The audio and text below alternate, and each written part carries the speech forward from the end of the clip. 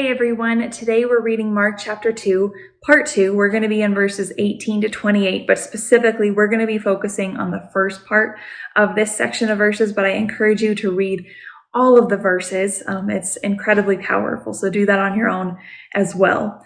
This first passage, this first section of verses is a discussion around fasting. At least that's where it starts. But then Jesus, he goes further into talking about the old versus the new law. So what happens is that people notice that the Pharisees and John the Baptist, the disciples of John the Baptist, are fasting, but they notice that Jesus' disciples are not. And so they go to Jesus and ask him, why aren't your disciples fasting? And so Jesus answers by giving a comparison to a wedding celebration. Now, today, wedding celebrations are a couple hours long, but in Jewish tradition, the wedding celebration at this time would last a whole week. And the rabbis at this time said that the joy and celebration that you have during a wedding celebration, this week-long festivities, is far more important than religious rituals. And so fasting was one of those things that the law stated that everybody needed to do, especially there was one time a year on the Day of Atonement that everyone was required to fast. So to abstain from food, to pray, to mourn, to wear sackcloth, it says, and to put away everything of the world and instead focus on God as being your main source of life, of fulfillment, of sustenance. And so rabbis said that celebration and joy are so important that you don't need to participate in religious rituals at the time of the wedding celebration. And going back to the story here, Jesus likens himself to the bridegroom in the wedding. And he says in verses 19 to 20, he says, I'll covered it up here. Do wedding guests fast while celebrating with the groom? Of course not. They can't fast while the groom is with them. But someday the groom will be taken away from them, and then they will fast. So there will come a time when fasting will be vital in order to focus us back on God. But while I am here, I am here. And so there's no need to fast. And then Jesus goes into, as I said before, he's going into talking about the new versus the old law. And this old law is the one that mandates fasting. So that's kind of how we get from the both different topics. But he does so by talking about two different images. And I love when Jesus uses images, because it gives you such a clear picture of what he's talking about.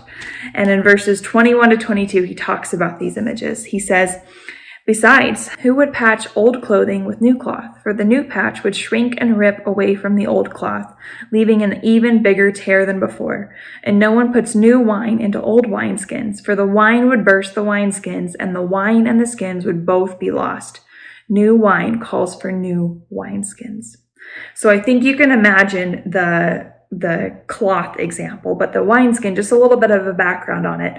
What happens with wineskins is that you have a new wineskin, you put new wine into that wineskin, and then in the fermentation process, in the wine aging, the wineskin actually expands. And so what Jesus is saying is that in that process is that if you have an old wineskin that has already been expanded in this fermentation process, if you put new wine into that wineskin and in the fermentation process again, it expands again, there's no way that it can hold, it's going to burst.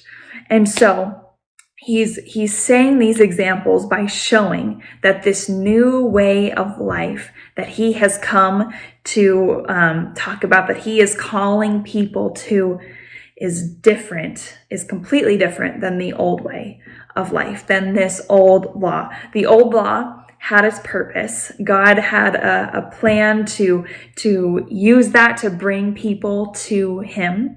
But this new law has come to fulfill the old law. Jesus came to offer you and I new life that isn't defined by anything that we could ever say or do, but everything that God did through Jesus.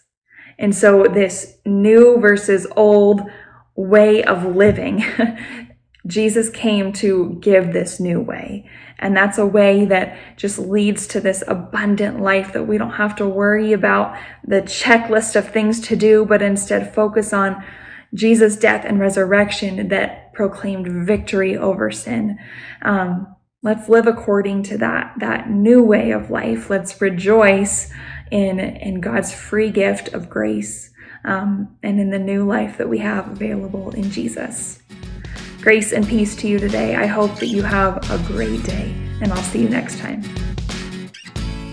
If these devotional videos are helpful to you, subscribe to our channel and click the notification button so you know when we post a new video. And of course, please share them with others.